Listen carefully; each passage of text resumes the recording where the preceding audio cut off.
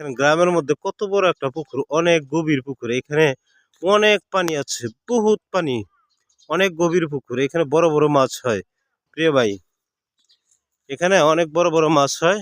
এই পুকুরটা আমি আপনাদেরকে দেখাচ্ছি, পাশাপাশি একটা কথা বলছি। এই যে আমরা স্বাচ্ছন্দ্যে সুন্দরী বউ পাইয়া, হ্যাঁ, মা বাবাকে গ্রামের বাড়ি ফেলে রেখে, হ্যাঁ, মা বাবাকে ফেলে রেখে নিজের বউ নিয়ে গ্রামের শহরে খুব আমোদে প্রমোদে আছি, বড় চাকরি করছি।